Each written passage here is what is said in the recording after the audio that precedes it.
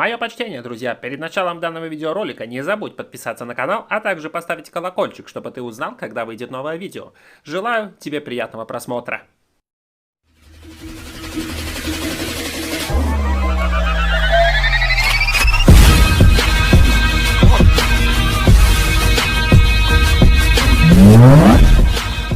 Мое почтение, друзья! Я хочу сегодня с вами поделиться своими итоговыми мыслями по поводу нового героя в игре Винтерии.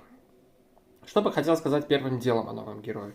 Для начала это маг, ну и как мы с вами разобрали на стриме, этот маг вносит свою лепту зависимо от того, насколько долго он пребывает на поле боя.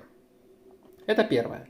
Второе, суть данного героя заключается в том, что чем больше морозных героев находится в вашей команде, тем больше урона данный герой будет наносить.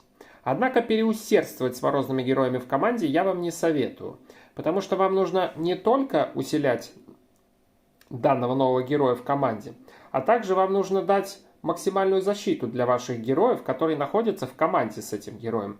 Для того, чтобы этот герой работал хорошо, вам будет достаточно иметь 2 морозных героев в команде. Что касается играбельности данного персонажа, я скажу, что на новых серваках этот герой очень играбелен и довольно-таки сильный. Если взять сравнение моего Таноса и мою Винтерию, то Винтерия при равной силе данных 2 героев окажется гораздо сильнее. Данный факт я вчера подтвердил благодаря Хрустальному подземелью, в котором благодаря Винтерии я прошел сразу же несколько уровней. Итоги боев в Хрустальном подземелье показали мне, что Винтерия наносит очень сильный дамаг своей ультой, и повышение атаки с помощью пассивного навыка дает ей очень большое преимущество в игре. По поводу старых серверов мне на данный момент пока сложно вообще что-либо сказать, потому что на этих серверах временно отсутствует довольно-таки сильная Винтерия. И все топовые игроки всех старых серверов в основном используют Винтерию в мета-пачках. И по итогам данных боев я могу сразу же сказать, что в подобных пачках Винтерия не будет работать и не покажет себя полноценно никогда. Вообще, мне кажется, что Винтерия была создана для того, чтобы противостоять деф-пачкам. Я пока не знаю, насколько сильное усиление урона идет от пассивного навыка на поздней стадии игры, но если данное усиление будет достаточно хорошим, и вы будете использовать 2 морозных героев плюс Винтерию в команде, то подобные составы должны суметь противостоять мета-пачкам. Теперь хотелось бы сказать касаемо ядер рун и души зверя. После тестов на стриме, безусловно, я буду советовать ей использовать Агарес. Если вы играете на новом сервере и у вас нету Агареса, в этом случае вам выгоднее всего использовать Кошмар. И только после этого, если у вас и Кошмара нету, использовать Феникса. Теперь насчет ядер рун. Я нигде пока не поставил никакое ядро, однако я на сайте проверил, какие параметры какое ядро добавляет. И из этих параметров я понял, что в Винтерии можно поставить 2 ядра, либо желтое, либо зеленое. Оба данных ядра очень хороши для нее, потому что добавляет как здоровье, так и магическую атаку.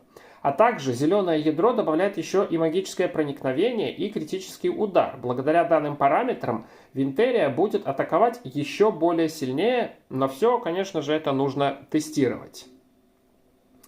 Теперь я хочу разобрать ее навыки, чтобы все игроки поняли. Будет проведено 3 боя. В первом бою Винтерия будет одна. И в данном бою мы видим, что по задней линии Хрустального подземелья Винтерия первой ультой наносит 18319 единиц урона. Хочу заметить, что при этом в команде больше нету морозных героев, и, соответственно, в Винтерии неоткуда было получить баф пассивного навыка, кроме своего. Используя вторую ульту, Винтерия нанесла 21 957 единиц урона задней линии в команде Хрустального подземелья. Разница между первой и второй ультой в уроне составляет 3638 единиц. Во втором бою я беру Ингрид и Винтерию. И эти оба героя уже считаются морозными, и у Винтерии срабатывает атрибут мороза.